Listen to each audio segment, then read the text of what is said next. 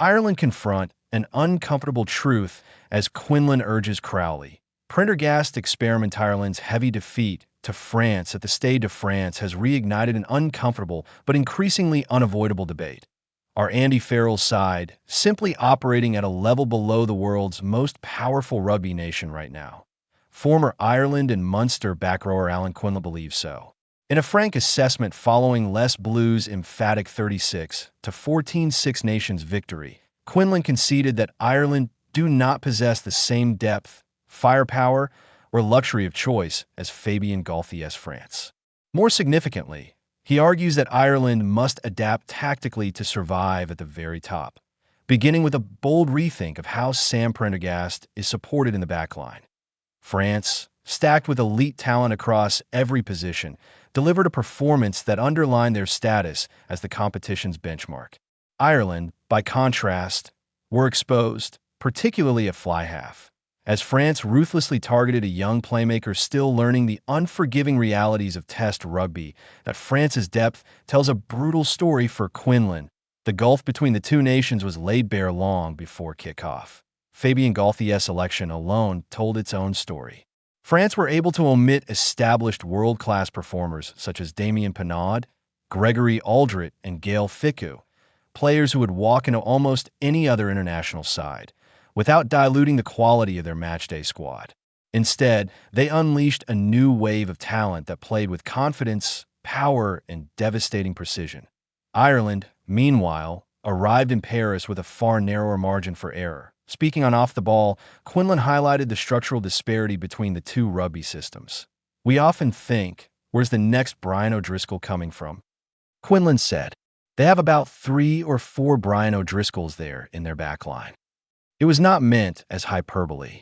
France's backline, featuring Antoine Dupont, Mathieu Jalibert, Yoram Moefana, Nicolas Deporter, Louis Bielbayri, Leo Barr, and Thomas Ramos, showcased a level of athleticism, creativity, and depth that few nations can match. People will critique here, alarm bells ringing and all that kind of stuff, but we have to accept the reality here. We're not at the same level, Quinlan continued. We don't have the same level of player. A system built on numbers and brutality, the foundation of France's dominance lies in sheer scale. Galthié selects from a top 14 comprising 14 fully professional, well-funded clubs, with another 16 teams competing in the fiercely competitive Pro D2. That ecosystem produces hardened players accustomed to physical collisions, high-pressure environments, and relentless competition for places. Ireland, by comparison, operate from a 4-province model. Leinster, Munster, Ulster, and Connacht have delivered remarkable success for a nation of Ireland's size, but the talent pool is inherently limited. They've 14 teams to choose from in the top 14, Quinlan said. They have a second division that's their selection pool. The depth that Fabien Galthié has is incredible. Against that backdrop, France's performance on Saturday night felt less like a one-off and more like the inevitable expression of a system operating at full power. Prendergast, under the microscope nowhere, was the contrast more evident than at fly half. Sam Prendergast, widely viewed as Ireland's long-term successor to Johnny Sexton, endured a bruising evening in Paris. France clearly identified the 10 channel as a pressure point, sending runners down his throat and forcing him into rushed decisions under defensive duress. Defensively, Prendergast struggled to cope with France's speed and deception. Offensively, Ireland's shape faltered, with the fly half unable to consistently bring his runners into play or impose any sustained control in the game that it was only in the latter stages. When Jack Crowley was introduced and later shifted into the backfield, that Ireland showed fleeting signs of cohesion. Quinlan was sympathetic but realistic. Prendergast, he argued, is not yet the finished article, and expecting him to run a test match against the world's most explosive team without adequate support is a risk Ireland cannot afford. The Crowley, Prendergast solution, rather than shelving Prendergast or retreating from the project, Quinlan believes the answer lies in adaptation. His proposal is simple but significant. Get Jack Crowley into the starting 15 alongside Prendergast and ease the burden on the young fly half by deploying a dual playmaker system. The idea gained immediate backing from former Scotland head coach Matt Williams. who pointed to successful precedents in New Zealand and Australia. Mac Hansen was often that second playmaker, as New Zealand called it, the second five, Williams explained. I've said for many years that I think Jack Crowley could play 12 at international level for exactly that reason. In theory, the benefits are clear. With a second distributor outside him, Prendergast can play flatter, simplify his decision-making, and focus on what he does best, attacking the line and engaging defenders. So if Prendergast knows he's got a second playmaker, what's he got to do? Williams said, catch the ball, go straight, eyeball his own man, and either hit his forward runner or put the ball out the back. That extra layer of decision-making buys time, stretches defenses, and prevents opponents from simply loading pressure onto the first receiver. France themselves offer the blueprint.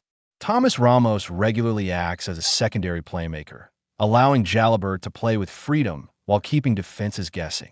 Why the timing makes sense crucially, Williams believes the current injury situation makes now the perfect moment to trial the experiment. Ireland are without Robbie Henshaw and Bundy Aki, two of their most experienced midfield defenders, leaving Farrell with limited orthodox options at center.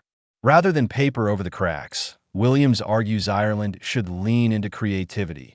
We need him, Crowley, on the field, Williams said.